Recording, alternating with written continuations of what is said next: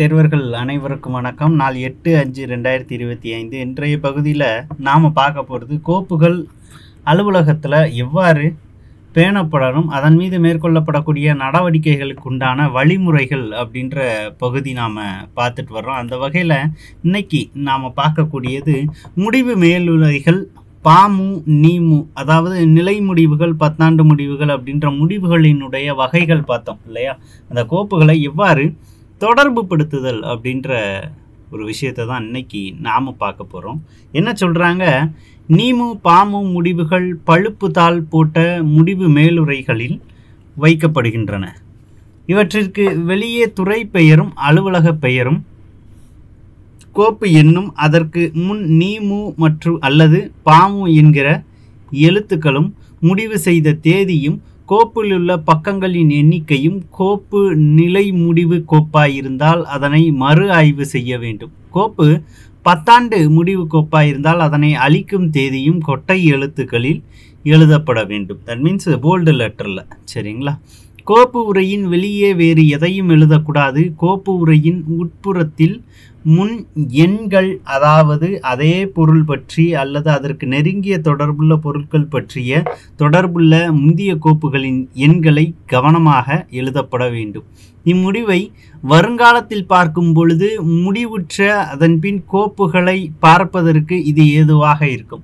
இதை போலவே முந்தைய முடிவு கோப்புகள் அனைத்தின் உரை உட்புறத்திலும் இக்கோப்பின் முடிவு எண்ணை பின் எண்ணாக குறிக்க வேண்டும். எடுத்துக்காட்டுக்கு ஒரு லெட்டர் உங்களுடைய ஆஃபீஸ்க்கு வருது. சரிங்களா. ஒரு லெட்டர், அது உங்களுடைய துறை தலைவர் கையெழுத்து போட்டாங்க. அதுக்கப்புறம் பதிவுரை எழுத்துட்டு சீல் பண்ணி நம்பர் கொடுத்துட்டாங்க. ஒரு 399ன்னு வச்சுக்கோங்களேன், அதற்குரிய எண்ணு. சரிங்களா. 399ன்னு கொடுத்துருக்காங்க. இதை முதல் எண்ணாக வச்சு ஒரு கோப்பு நீங்கள் துவங்கிட்டீங்க. அப்போ அந்த கோப்புக்கான எண் எப்படி கொடுத்துருப்பீங்க அப்படின்னா 399 உங்களுக்கு ஒரு சீட்டு கொடுத்துருப்பாங்க. அதை A1 A2 A3 அந்த மாதிரி தான் பெரும்பாலான அலுவலகங்களில் கொடுத்துருப்பாங்க. நீங்கள் ஒரு A3ன்னு வச்சுக்கோங்க, தமிழில் பயன்படுத்தணும் அப்படின்றதுக்காண்டி A3. அந்த கோப்பு உருவாக்கப்பட்ட ஆண்டு 2025. இதற்கு முன்னாடி அது பாமு கோப்பா நீமு கோப்பா அப்படின்றத எழுதணும். அப்போ பாமு எண் 399/R3/2025 அல்லது அது உருவாக்கப்பட்ட வருடம். அப்போ இதுதான் ஒரு கோப்பினுடைய முழுமையான ஒரு எண், ஒரு பெயர், ஒரு நேம் மாதிரி, ஒரு லேபிள் மாதிரின்னு வச்சுக்கோங்க. இப்போ அந்த கோப்பை முடிவுக்கு கொண்டு வரணும் அப்படின்னா என்னென்னலாம் குறிச்சிருக்கணும் அப்படின்னா, முதல்ல அந்த கோப்பினுடைய எண்ணானது குறிக்கப்பட்டிருக்க வேண்டும். தென் அது முடிவுக்கு கொண்டு வரப்பட்ட தேதி, ஒரு 4ஆம் தேதி முடிவுக்கு கொண்டு வந்திருந்தீங்க அந்த மாதம்னா 4ன்னு போட்டு 4/5/2025. சரிங்களா. இப்போ இதில் கொடுத்துருக்கிறத நீங்கள் படித்தாலும் நான் சொல்கிறது தான் முறை. சரியா. 3வது லைனில் என்ன எழுதணும் அப்படின்னா, நோட் ஃபைல்னு ஒன்று போட்டோமா, குறிப்பு கோப்பு, அதற்கு பக்கங்கள் போட்டிருப்பீங்க. சரியா. அதை ஷார்ட்டாக எப்படி எழுதியிருப்பாங்க அப்படின்னா கோ பா அப்படின்னு கொடுத்துருப்பாங்க. குறிப்பு கோப்பு பக்கம் ஒரு 8 பக்கம் வரும். அதுக்கடுத்து நடப்பு கோப்பு பக்கம், அது ஒரு 80 பக்கம் வருதுன்னு வச்சுப்போம். இறுதியாக பொருள் அப்படின்னு போட்டு அதை குறிப்பிட்ட கோப்பு எது சம்பந்தமானது அப்படின்னு எழுதணும். அதற்கு முன்னாடி இந்த கோப்பு சார்ந்த வேறொரு முடிவுற்ற கோப்பு இருந்தால் அதனுடைய எண்ணை எழுதணும். இதற்கப்புறம் இந்த கோப்பு முடிஞ்சிருச்சு, இந்த வருஷத்துக்கு முடிஞ்சிருச்சு, அடுத்த வருஷத்துக்கு இதே சப்ஜெக்டில் இன்னொரு டாக்குமெண்ட் நீங்கள் ஃபைல் ஓப்பன் பண்ணுறீங்க அப்படின்னா அந்த நம்பரையும் மென்ஷன் பண்ணிக்கலாம். இது நம்மளுடைய சுய புரிதலுக்காண்டி தான். ஏன் நீங்கள் ஒரு கோப்பை கொடுத்துட்டு டிரான்ஸ்ஃபர் ஆகிட்டீங்க, இல்லை அப்படின்னா ஒரு ஃபைலை உள்ளேருந்து எடுத்து பார்க்குறீங்க, பதிவுரை எழுத்தர்கிட்ட இருந்து எடுத்து பார்க்குறீங்க அப்படின்னா இந்த பொருளில் எல்லா விஷயமும் இருக்கணும். சரியா. உங்களுக்கு ஃபோன் பண்ணி கேட்காம என்ன இந்த ஃபைல் இப்படி இருக்குது, இந்த குறிப்பிட்ட விஷயம் எங்கே இருக்குது அப்படின்ற கேள்வி எழாத அளவுக்கு தெளிவுபட இந்த பொருளை நீங்கள் எழுதி உள்ளே கொடுத்துருக்கணும். அப்படின்னா எந்த விதமான கேள்வியும் நமக்கு வராது இல்லையா. அப்போ இதைத்தான் இந்த பகுதி நமக்கு சொல்லுது. ஒரு கோப்பு உள்ளே கொடுக்கும் பொழுது அந்த பழுப்பு நிற தாள் மேலே நீங்கள் எதுவுமே எழுதக்கூடாது. கோப்பினுடைய முதல் பக்கத்தில் கோப்பினுடைய பெயர், அது முடிவுக்கு கொண்டு வரப்பட்ட நாள், குறிப்பு கோப்பு பக்கத்தினுடைய எண்ணிக்கை, நடப்பு கோப்பு பக்கத்தினுடைய எண்ணிக்கை, இறுதியாக பொருளில் என்னென்னலாம் எழுதப்பட்டிருக்கணும் அப்படின்னு பார்த்தோம். கோப்பு எந்த நோக்கத்தில் தொடங்கப்பட்டது, அது சார்ந்து அதை போல அதற்கு முந்தைய கோப்புகள் இருந்தால் அதற்குரிய எண்கள், அதற்கு பின்னாடி நீங்கள் புது கோப்புகள் தொடங்குனீங்க அப்படின்னா அதற்குரிய எண்கள் லிங்க் பண்ணி பார்க்குறதுக்கு ஈஸியாக இருக்குமா? நாளைக்கு ஏதாவது தேடணும் அப்படின்னா ரொம்ப சுலபமாக தேடி கண்டுபிடிச்சிடலாமா? அப்போ ஒரு டாக்குமெண்ட்டை பத்திரமாக வைக்கிறதுக்கு உண்டான காரணம் என்ன? பிற்காலத்தில் அது உதவும், இதுவும் தேவைன்னா எடுத்து பார்த்துக்கலான்னு. அதற்கு உகந்ததாக அந்த குறிப்பிட்ட டாக்குமெண்ட்டை நீங்கள் அந்த இடத்துல திருப்பி அளிச்சிருக்கணும் அப்படின்றது தான் இந்த பகுதி நமக்கு சொல்ல வர்றது. அப்போ இந்த வகையில் தான் ஒரு டாக்குமெண்ட்டை, ஒரு ஃபைலை நீங்கள் முடிவுக்கு கொண்டு வரணும். அடுத்து பாருங்கள், முதிரா முடிவு அப்படின்னு சொல்கிறாங்க. அப்போ முதிரா முடிவுனா என்னது? முதிர்ச்சின்னா அதுக்கு ஒரு எண்டு உண்டு, சரியா? முதிரா முடிவுனா அதுக்கு ஒரு முடிவே கிடையாது. ஒரு கோப்பு இயல்பாக முடிவு பெறாத நிலையில் அதனை முடைத்துவிட்டு வேறொரு புதிய கோப்பில் மேல் நடவடிக்கை தொடர்வது முதிரா முடிவு ஆகும். ஒரு கோப்பு நீண்ட காலமாக நிலுவையில் இருக்கிறது என்ற காரணத்திற்காகவும் பிரிவில் நிலுவையை குறைக்க வேண்டும் என்ற அவாவினாலும் கோப்புகளின் முழு நடவடிக்கை முற்றுப்பெறாத நிலையில் அவைகளை முடிப்பது தவறு. இதை கண்டிப்பாய் தவிர்க்க வேண்டும். பதில் எதிர்பார்க்கிற எந்த கோப்பிற்கும் முடிவு கொடுக்கப்படாமல் இருக்க மிகுந்த கவனம் செலுத்த வேண்டும். இம்மாதிரி முடிவுகள் நிலுவை புள்ளிகளை பொய்யாக்கிவிடும், அல்லது பதில் எதிர்பார்க்கிற தாளுக்கு அதை கண்காணிக்க இயலாததாக்கிவிடும், அல்லது இவ்விரண்டு குறைகளையுமே உண்டாக்கிவிடும். இம்மாதிரி முறைகேடுகள் ஆபத்தானது. ஆனால் ஒரு கோப்பை முடிவிற்கு கொண்டு வர செய்தி கிடைத்தால் அதற்கு ஒரு முடிவு கொடுக்க வேண்டும். இம்மாதிரி செய்யாமல் நிலுவையில் வைத்து நடவடிக்கை எடுத்துவிட்டு பின் கோப்பை முடிவு செய்வது வீண் காலதாமதத்தை ஏற்படுத்தும். பிரிவு தலைவர்களும் அலுவலக தலைவர்களும் தனக்கு வரும் கோப்புகளுக்கு முதிரா முடிவு கொடுக்கப்படாமல் பார்த்து கொள்ள வேண்டும் அப்படின்றாங்க. முதிரா முடிவுனா என்னது? அதுக்கு ஒரு எண்டே இல்லாமல் இருக்கிறது. அப்படி இருக்கக்கூடாது. எடுத்துக்காட்டுக்கு சொல்கிறேன், ஒரு கோர்ட் கேஸ் இருக்குதுன்னு வச்சுப்போம். ஒரு இரு நிறுவனங்களுக்கு இடையிலான ஒரு கோர்ட் கேஸ் சம்பந்தமான ஒரு ஃபைலு, பேமெண்ட் விஷயமானது. பொதுவாகவே கோர்ட்டுனாலே உங்களுக்கு தெரியும், நிறைய வாய்தாக்கள் இருக்கும் இல்லையா? ஒரு கோர்ட்டுக்கு டக்குன்னு நம்ம தீர்ப்பு வாங்க முடியுமா அப்படின்னா நிறைய நேரங்களில் அதற்கான சாத்தியம் இருக்கிறதே இல்லை. கொஞ்சம் கடந்து போக போக பார்த்தீங்க அப்படின்னா அந்த ஃபைலும் அப்படியே இருக்கும். கிட்டத்தட்ட பார்த்தீங்கன்னா ஒரு 3 டிரான்ஸ்ஃபர் ஆகிருக்கும். 3 நபர்கள் கடந்து 4வது நபர்கிட்ட அந்த ஃபைல் போயிருக்கும். ஆனால் அந்த கோப்புக்கு ஒரு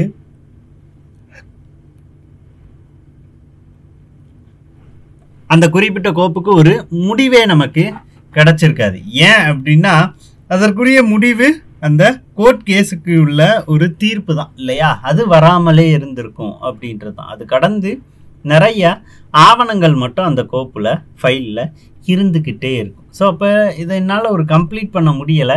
ஆனால் அதனால் எனக்கு பெண்டிங் நிறையா சேர்ந்துருச்சு. இதே மாதிரி கோர்ட் கேஸ் ஃபைல் என் டேபிளில் நிறையா இருக்குது அப்படின்றதுக்காண்டி அவசரமாக ஏதோ ஒரு காரணத்தை போட்டு அந்த ஃபைலை நாம் க்ளோஸ் பண்ணோம் அப்படின்னா ஒரு வருஷம் கழிச்சு அதே கேஸுக்கு தீர்ப்பு வந்துருச்சு அப்படின்னா அந்த ஃபைலை நம்ம க்ளோஸ் பண்ணி உள்ளே கொடுத்துருப்போம் இல்லையா? அப்போது நம்மளுடைய அந்த எண்ணிக்கை கணக்குகளை, கோப்புகளினுடைய எண்ணிக்கையிலேயே அது மிகப்பெரிய அளவில் மாற்றத்தை கொண்டு வந்துடும். அலுவலக நடவடிக்கையே அது சீர்குலைச்சிரும். உங்களுக்கு அடுத்து இன்னொருத்தர்கிட்ட அந்த ஃபைலை கொடுக்குறீங்க, இல்லைன்னா அந்த முடிவை கொடுக்குறீங்க அப்படின்னா அவர் குழம்புவார், இந்த முடிவை கொண்டு போய் நம்ம எந்த ஃபைலில் போட போகிறோம், அந்த ஃபைலே காணுமே அப்படின்ட்டு. இப்போ இதைத்தான் என்ன சொல்கிறாங்க,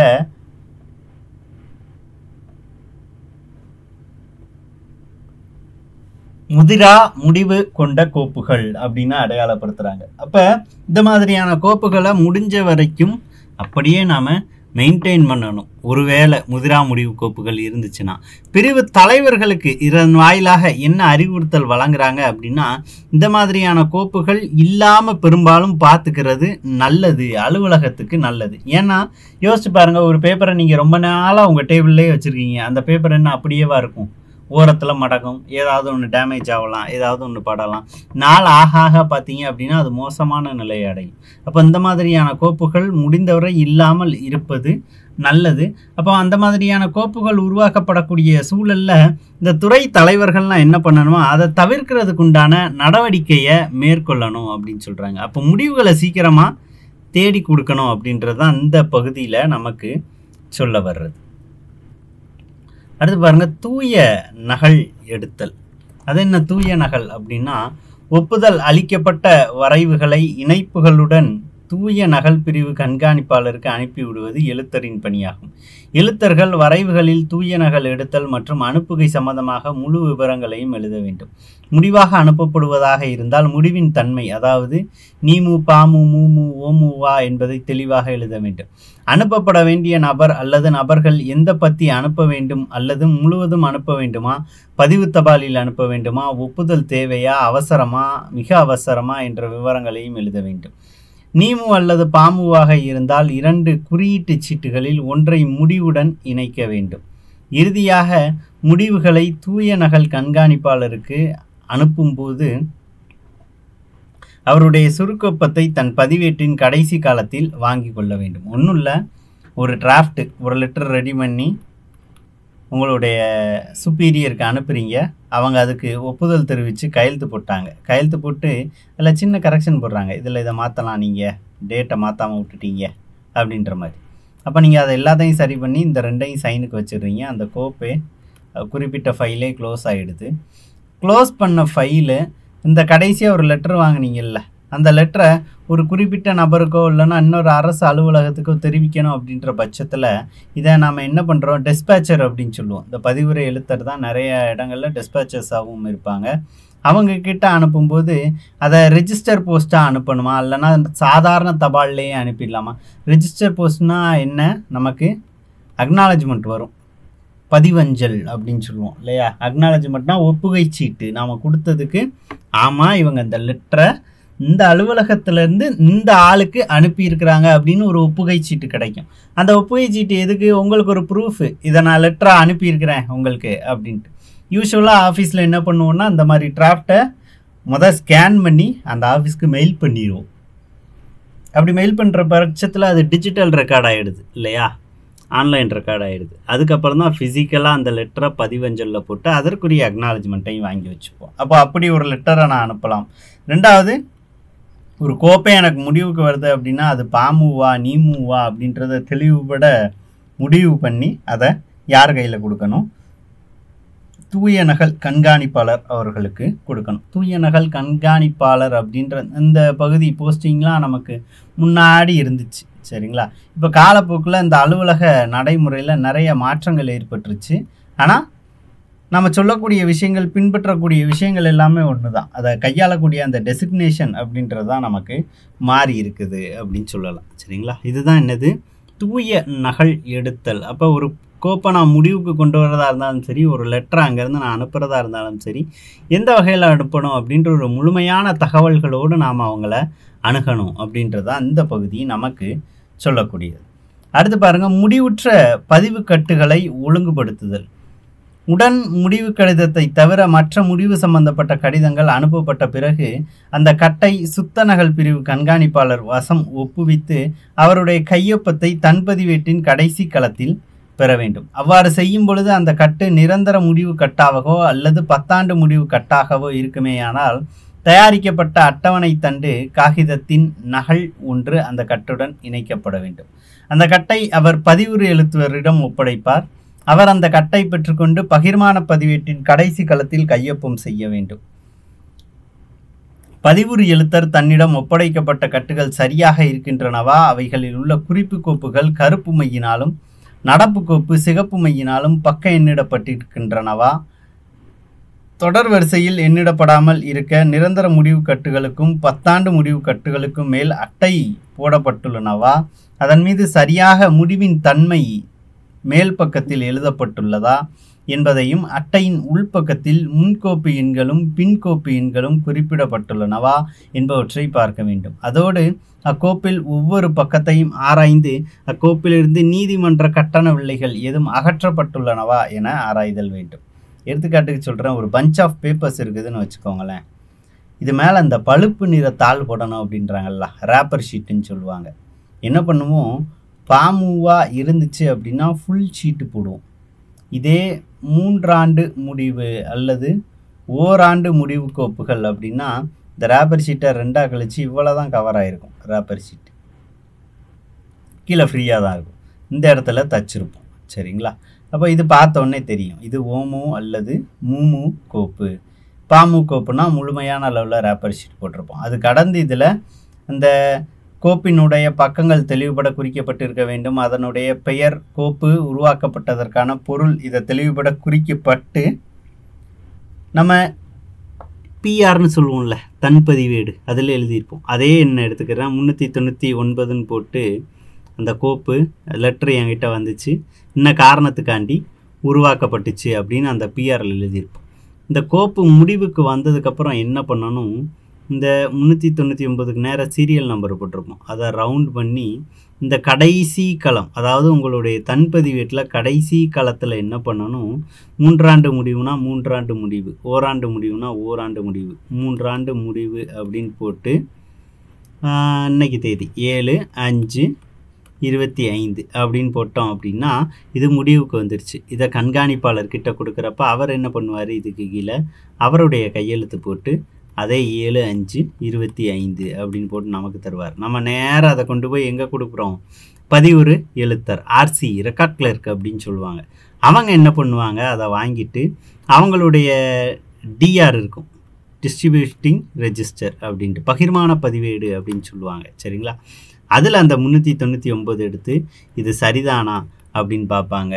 அப்புறம் அந்த டாக்குமெண்ட்டை திறந்து பார்த்து அதில் லெட்டர்லாம் வந்திருக்கும்ல, அல்லது வேறு ஏதாவது அஃபிடவிட்ஸ் இருக்கும், பத்திரங்கள் இருக்கும், அந்த பத்திரத்தில் ஒட்டப்பட்டு இருக்கிற ஸ்டாம்ப்பு அப்படின்றது சரியான அளவில் தான் ஒட்டப்பட்டு இருக்குதா, சரியான விலை கொண்டது தானா, வேறு எதுவும் மாற்று பயன்பாட்டுக்காண்டி அது ரிமூவ் பண்ணியிருக்கிறாங்களா அப்படின்ற மாதிரியான அடிப்படையான விஷயங்களெல்லாம் செக் பண்ணி அதுக்கப்புறம் பதிவுரை எழுத்தர்கிட்ட போவோம், அவர் அதை பத்திரப்படுத்துவார் அப்படின்றது தான். அப்போ ஒரு கோப்பை நான் முடிவுக்கு கொண்டு வரேன் அப்படின்னா அதில் என்னுடைய கையெழுத்து, சூப்பரண்டனுடைய கையெழுத்து, கடைசி ஆர்சியினுடைய கையெழுத்து அதில் இருக்கும்.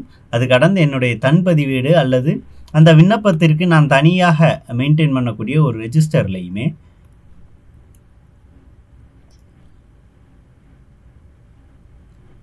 இந்த மூவரினுடைய கையெழுத்தும் எனக்கு இடம்பெறும். அப்போ இதுதான் ஒரு அடிப்படையான முறை, ஒரு முடிவுக்கு கொண்டு வரப்பட்ட கோப்பை எந்த வகையில் ஒப்படைக்கிறோம் அப்படிங்கிறது. இறுதியாக பாருங்க, காலமுறை வெளியீடுகள். இதை ஆங்கிலத்தில் எப்படி சொல்லுவாங்க அப்படின்னா பீரியாடாஜிக்கல் ரெஜிஸ்டர்ஸ் அப்படின்னு சொல்லுவாங்க. பீரியாடிக்கல் ரெஜிஸ்டர்ஸ், பிடிஎல் அப்படின்னு காமனாக சொல்லுவாங்க. சரியா, பிடிஎல் அப்படின்னு ஞாபகம் வச்சுக்கலாம். காலமுறை பதிவேடு அப்படின்னா என்ன அர்த்தம்னா, ஒரு குறிப்பிட்ட காலத்துக்கு ஒரு முறை இந்த ரிப்ளையை நீங்கள் கண்டிப்பாக கொடுப்பீங்க. எடுத்துக்காட்டுக்கு என்ன சொல்லலாம், களப்பணியாளர்கள்னு இருப்பாங்க. சரியா, ஃபீல்டு ஆஃபீஸர்ஸ் அப்படின்னு எல்லா ஆஃபீஸ்லேயும் சொல்லுவாங்க. இந்த களப்பணியாளர்களினுடைய வேலை என்ன அப்படின்னா, ஒருவேளை குரூப் 4ல் நீங்கள் அரசு பணியாளன் ஆகிறீங்க அப்படின்னா உங்களுக்கு செக்ஷன் ஒர்க் இருக்கும், ஆஃபீஸில் நீங்கள் இருப்பீங்க. ஆனால் அந்த களப்பணியாளர்கள் களத்திற்கு சென்று, குறிப்பிட்ட இடத்திற்கு சென்று ரிப்போர்ட்டு வாங்கிட்டு வருவாங்க, அல்லது போய் நேரில் பார்த்து அறிக்கை சமர்ப்பிப்பாங்க. இப்போ ஒருத்தருக்கு லோன் கொடுத்துருக்கீங்க, அவர் ஒரு கடை ஆரம்பிக்கிறதுக்காண்டி லோன் வாங்கியிருக்கிறாரு அப்படின்னா கடை ஆரம்பிச்சிட்டாரா, எந்த வகையில் அது ரன் ஆகிக்கிட்டு இருக்கு அப்படின்றத உறுதிப்படுத்துறது இந்த களப்பணியாளர்கள் தான். அப்போ இந்த களப்பணியாளர்கள் இப்படி பயணிக்கிறாங்க இல்லைங்களா, எங்கெங்கெல்லாம் ஒரு மாதம் ஃபுல்லாக பயணிக்கிறாங்களோ அதை என்ன சொல்லுவாங்க, மாதம் முடிஞ்ச உடனே பயண நாட்குறிப்பு அப்படின்னு போட்டு நம்ம கையில் கொடுப்பாங்க. பயண நாட்குறிப்புன்னு ஒவ்வொரு மாதமும் 5ஆம் தேதிக்குள்ளே எனக்கு தரணும். ஜனவரி 5ஆம் தேதி டிசம்பர் பயணத்தை கொடுக்குறாங்க அப்படின்னா பிப்ரவரி 5ஆம் தேதிக்குள்ளே இந்த ஜனவரி மாத பயணத்தை கொடுக்கணும். நான் என்ன பண்ணுவேன், இந்த டூர் டைரி பயண நாட்குறிப்பை வச்சு அட்டண்டன்ஸை வச்சு செக் பண்ணுவேன். இந்தந்த நாள் கரெக்டாக போயிருக்கிறாங்களா அப்படின்றத நாம் செக் பண்ணி அதற்குரிய ஒப்புதலை நாம் கொடுக்கணும். நாம் கையெழுத்து போட்டு சூப்பரண்ட்டை கையெழுத்து வாங்கணும், உயரதிகாரிட்டையும் கையெழுத்து வாங்கணும். இந்த ஒப்புதல் சீட்டு இருக்குல்ல, அதனுடைய ஒரு ஜெராக்ஸை வச்சு தான் என்ன பண்ணுவாங்க, இந்த குறிப்பிட்ட தனியர் டிஏக்கு, அதாவது ட்ராவல் அலவன்ஸ், அவங்க இவ்வளோ தூரம் ட்ராவல் பண்ணியிருக்கிறாங்கல்ல, அந்த ட்ராவல் அலவன்ஸை அப்ளை பண்ணுவாங்க. சரிங்களா, அப்போ இது ஒரு பக்கம் இருந்தாலும் இந்த பிடிஎல் அப்படின்றது இந்த வகையில் மாதத்தில் எத்தனாம் தேதிக்குள்ளே கொடுக்கணும், 5ஆம் தேதிக்குள்ளே கொடுக்கணும். ஒரு குறிப்பிட்ட பீரியடுக்கு ஒரு தடவை இது ரிப்பீட் ஆகிக்கிட்டே இருக்கா, இதுதான் என்னது, காலமுறை வெளியீடுகள். ரொம்ப சின்ன விஷயம்தான், புரிஞ்சுதா. காலமுறை அறிக்கைகள் ஒவ்வொரு ஆண்டிற்கும் தனித்தனி கட்டுகளில் கட்ட வேண்டும். அதில் பொருள் வாரியாக அடுக்கி துணை கட்டுகளில் கட்டப்பட வேண்டும். துணை கட்டுகள் காலமுறை வெளியீட்டு எண்கள் வரிசைப்படி காட்டப்பட வேண்டும். வெளியே அனுப்பப்படும் அறிக்கைகள் தொகுத்து அனுப்பப்படும். அறிக்கைகள் சம்பந்தப்பட்ட கடித போக்குவரத்து கடிதங்கள் அக்கட்டுடன் இருக்க வேண்டும். இந்த பிடிஎலுக்கு நம்பர் அப்படின்றது நேரடியாக நம்ம கொடுத்துட முடியாது. A1 அப்படின்னு சொல்லுவாங்க, எஸ்டாப்ளிஷ்மெண்ட் செக்ஷன். நமக்கெல்லாம் சம்பளம் கொடுக்குறாங்கல்ல, அந்த ஒரு பிரிவு. அவர் தான் இந்த பிடிஎல் நம்பர் அப்படின்றத வச்சுருப்பார். அப்போ இந்த டூர் டைரிக்கு ஒரு நம்பர் கொடுத்துட்டாரு அப்படின்னா 2ஆம் நம்பரை வேறு பெட்டிஷன்ஸுக்கு கொடுப்பார். சரியா? மனுக்கள் இருக்குல்ல, இத்தனை மனு இந்த மாதம் வாங்கியிருக்கிறோம் நாங்கள், அதில் இத்தனை மனுக்கு தீர்வு காணப்பட்டது அப்படின்னு ஒவ்வொரு மாத இறுதியிலையுமே அலுவலகங்கள் மாவட்ட ஆட்சியர் அலுவலகத்துக்கு தகவல் தெரிவிக்க வேண்டும். அந்த வகையில் இதுவுமே ஒவ்வொரு மாதம் போகிறதுனால இதுவும் ஒரு பிடிஎல் தான் இல்லையா? ஸோ அப்போ இது 2 இப்படின்னு எஸ்டாப்ளிஷ்மெண்ட்டில் இந்த பிடிஎல்லுக்கு நம்பர் கொடுத்துருப்பாங்க. அந்த எண்களை வாங்கி தான் நாம் பயன்படுத்தணுமே தவிர நாமளாக தன்னிச்சையாக இதுக்கு தனியாக எந்த எண்களும் கொடுத்துட முடியாது அப்படின்றத தெளிவுபட புரிஞ்சு வச்சுக்கணும். அதுதான் என்னது இந்த பிடிஎல் அப்படின்றது, அதாவது பீரியாடாலஜிக்கல் ரெஜிஸ்டர்ஸ் அப்படிங்கிறது.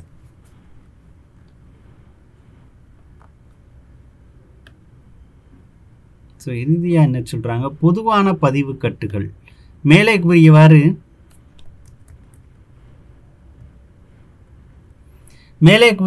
சில வகையான தாள்களை நடைமுறை சௌகரியத்திற்காக சேர்த்து வைத்து தனிக்கட்டில் வைக்க வேண்டும். உதாரணமாக நியமனம் பற்றிய கோப்புகள், விடுப்பு சம்பந்தப்பட்ட கோப்புகள் முதலியவைகளை தனி கட்டுகளில் சேர்த்து வைக்கலாம்.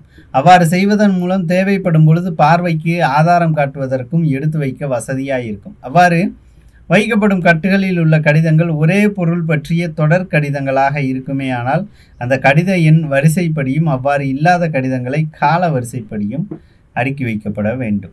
ஒரு சில ரெஜிஸ்டர்ஸ் அடிக்கடி என்கொயரி பர்பஸ்காண்டி கேட்பாங்க. எந்த மாதிரி அப்படின்னா அதில் மிக முக்கியமானது அட்டனன்ஸு சிஎல் ரிவ்யூ அப்படின்னு சொல்லுவாங்க. சரிங்களா? ஸோ வருகை பதிவேடு, இன்னொன்று தற்செயல் விடுப்பு பதிவேடு அல்லது அது சார்ந்த கோப்புகள்.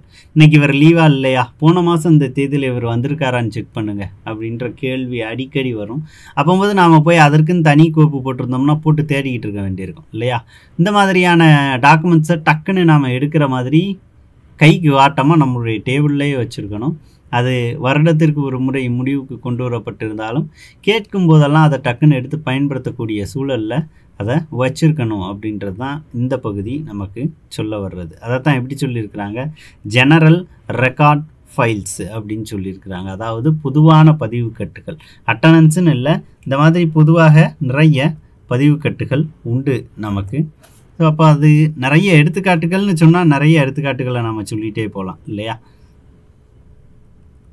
ஸோ அதனால் இந்த மாதிரியான பொதுவான பதிவுகள் கோப்புகளை அடிக்கடி எடுக்கக்கூடிய கோப்புகளை ரொம்ப சுலபமாக நாம் அணுகக்கூடிய அளவில் வச்சுக்கிட்டோம் அப்படின்னா அது ஈஸியாக இருக்கும்.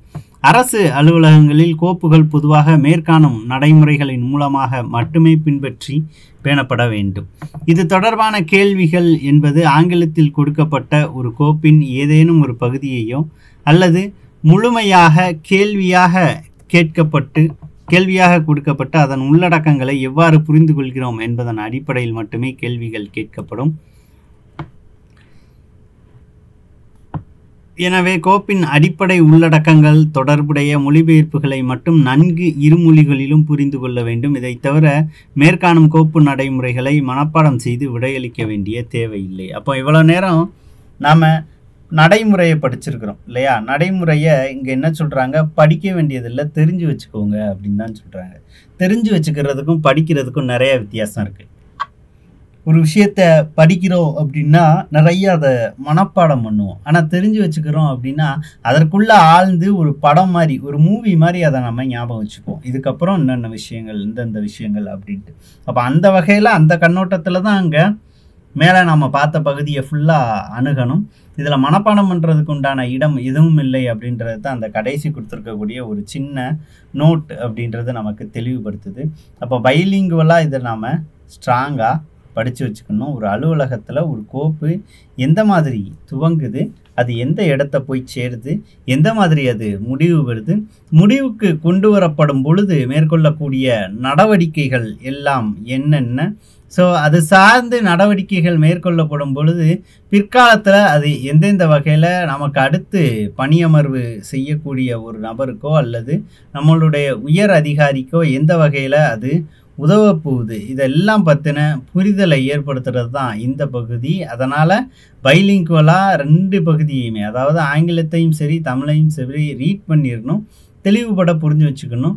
இதை சார்ந்த கேள்விகள் அப்படின்றது மேலே இருக்கக்கூடிய நடைமுறைகள் சார்ந்த கேள்விகள் தான் இருக்குது. அப்போ அனுபவபூர்வமாக இதை நாம் புரிஞ்சு வச்சுக்கும்போது, அனுபவம்னா என்ன, நேரடி அனுபவம் கிடையாது, இதை படித்து கண்ணு முன்னாடி ஒரு திரைப்படம் மாதிரி ஓட விட்டு இதுக்கப்புறம் இந்தந்த விஷயங்கள் ஒரு அலுவலகத்தில் நடக்குது அப்படின்றத தெளிவுபட நாம் புரிஞ்சு வச்சுக்கிட்டா இது சார்ந்த கேள்விகளில் நம்ம மதிப்பெண்களை இழக்க வேண்டிய சூழல் அப்படின்றது மிக மிக குறைவு. நல்ல தலைப்பில் அடுத்த காணொளியில் சந்திக்கலாம். அடுத்து நாம் கோப்புகள் அப்படின்றத கடந்து கடிதங்களை பற்றி படிக்க போகிறோம். நன்றி. சுரேஷ் IAS அகாடமி, வெற்றியின் முகவரி.